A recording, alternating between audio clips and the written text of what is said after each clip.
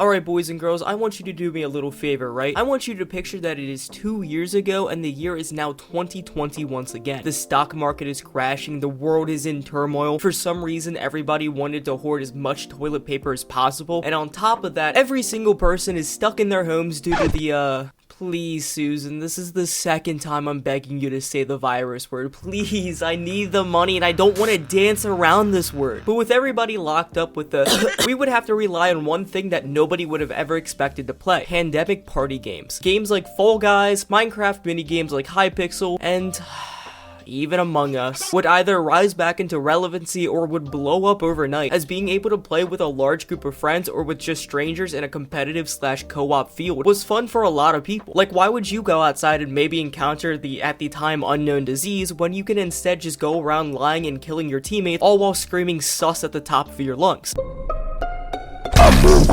That sounds like a dream if you ask me. Games that involved playing with a group of people thrived a couple years ago, as that was the easiest and safest way to keep socializing with your friends. And so because of that, the popular game Phasmophobia would become a success almost immediately after launch. Phasmophobia is a 1 to 4 player survival horror game that was created by the indie team known as Kinetic Games. Kinetic is a very small development team with only 4 developers in the company, making Phasmophobia's success very impressive once you realize this is also the first game they've ever released. And what's even crazier is that the development team is British. Like, Jesus Christ, dude, I would never expect UK of all places to create something good. However, over the recent months, Phasmophobia has been in a steady decline in terms of popularity. If you look at Google Trends, you can see that the game is getting searched roughly 15% of its peak popularity in October of 2020. And if you look at the Steam player charts, the game is having troubles pulling 10,000 average players as opposed to its 44,000 in October. Now, this doesn't mean that the game is dead, of course, not by a long shot. Hell, there's more players playing this game than there are playing Battlefield 2042, and you know, rightfully so. Phasmophobia is so much more fun to play than whatever this mess is. And not to mention, the game still gets newer players once the few and far between updates come out, making the game not close to being dead. However, it is fairly obvious that the game is at least dying and declining, so because of that, I want to take a look at the game overall and speculate what's been going on to cause its decline. So with that said, sit back, relax, and oh no, the ghost is hunting. Turn off your flashlights. Turn them off now!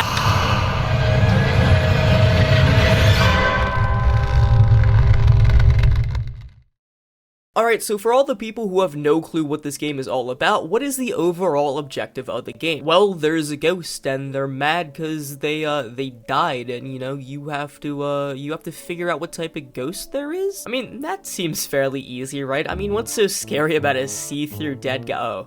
Oh. Yeah, I'm in danger. Yeah, so beyond the very simple concept of just figuring out what type of ghost we are dealing with, the game has more to offer than what meets the eye. You have over a dozen ghost hunting gear that can help you figure out if the ghost can be seen on camera, or if it leaves behind any tracing when it touches an object. Hell, you can bring along a photo camera just to take a picture of your friends who died a horrible, painful death, just so you can get a few bucks. And apart from the tools that can help you get some extra money through side objectives, or can just help save your life, most of the tools that you will use will help you figure out what type of ghost you are dealing with. Every single ghost has 3 traits that can be detected with these tools, which in turn can help you eliminate the possibilities it cannot be. It's kind of like the board game Guess Who in a sense, except, you know, one's a board game and the other involves you potentially getting murdered in a painful death by some form of demon.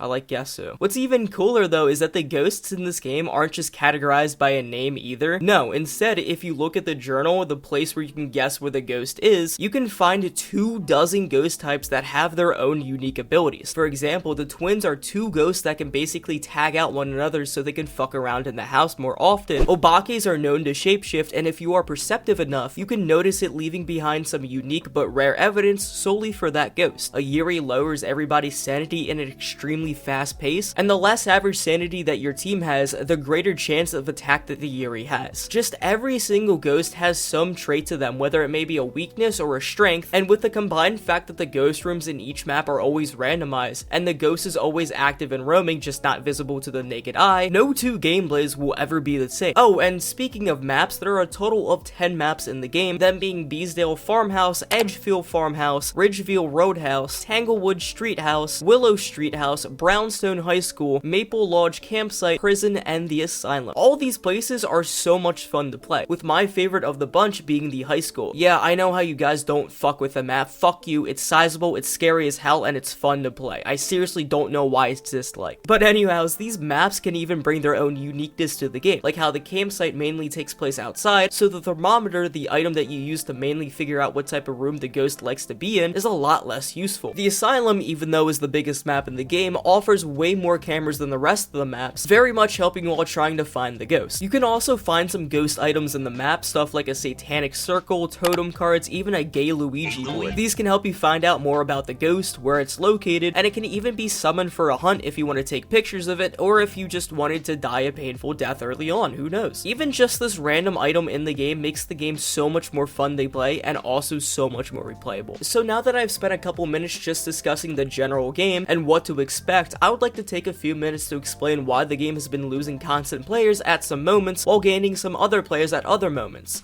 It's just the content. I know, I spent most of the video praising the content and discussing how the different ghosts, side objectives, and even the maps changes up the game and makes no game ever the same. However, let me just show you a comparison between the state of the game in 2020 of October and 2022 of September. In the 2 years that the game has been out, the main things that we've received was 2 new maps, all the ghost items except for the gay Luigi, a dots projector, a new, actually good looking truck, 12 new ghosts, better UI, bug fixes, a very not useful sprinting option, and better redesigns of items. That's not a lot at all. Like, don't get me wrong, all of these changes and additions are good to the game and makes the game so much more better to play, but that won't be enough for making the game become stale. I mean, like, once you played at least 2 to 3 times of each map, or when you have encountered all of the ghosts in the game, there's not much to do afterwards. Sure, you can make the game's difficulty into a nightmare mode to play with friends, which makes the game extremely hard and scary to play, with a huge chance of you losing all of your items and money, but once you've completed that as well, you can't do much anymore. And no, playing with randoms won't fill the void. In fact, I can almost guarantee that you have so much fun just playing with friends than you would playing with a child that has a shit mic, a guy who knows the game off the top of his head, and a third guy who knows nothing off the top of his head. You just get bored after playing everything, and the lack of any lore or story in the game just makes you feel empty, especially once you beat the game, or if you die, you'll just be teleported back to the lobby like it was just all a dream. And you know, it's not like the developers of this game stopped developing or just didn't give a shit about Phasmophobia after they released it. Far from it, actually. They were able to release a VR version of this game that I really want to play. Like, I would probably shit myself while playing that version. Could you just imagine? And Kinetic Games are releasing regular bug fixes and patches on a frequent enough basis. But Phasmophobia shares the exact same problems as Among Us did, and that was just the game becoming massively popular with a small development team. It all comes down to just demand over supply, the game being popular, hundreds of thousands of people playing it, but the developers just couldn't supply everlasting demand for new content. So naturally, in every other game that has ever existed in the world, the player base will move to another game if you can't keep up. Like, really, why would you play on the same map of Farmhouse for the 20th time when you can just go to another game on Steam and full-on exercise the ghost as well as figuring out what it is? However, though, I do have to say that the game will be receiving an update on the 27th of September called the APOCLYPSE, where a new shop, 3 new maps, new items, and a whole bunch of other stuff will be added. This will be the biggest update Phasmophobia has ever seen, and I guarantee you the game will bounce back afterwards. Hold on, I just thought, what if like this video is releasing the day of or after the update? I mean, like, I'm going to talk about this update in the future video regardless. This game by itself is a W, but it would be pretty funny that this video would just aged horribly almost immediately after upload. And that's really all I have to say about Phasmophobia. I really enjoy playing this game. I love coming back to it once in a while to play for a few hours with a friend of mine and watching them piss their pants even just by looking through the lobby door. Nothing there.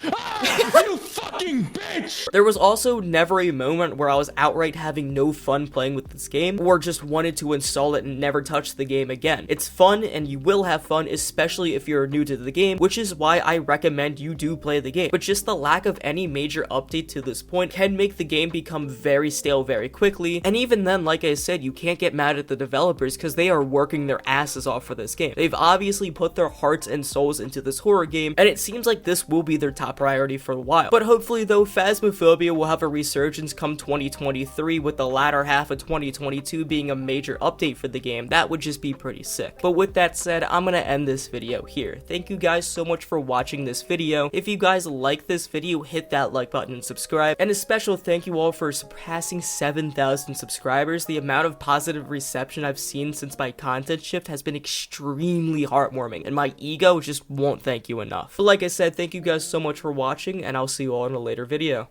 Bye for now.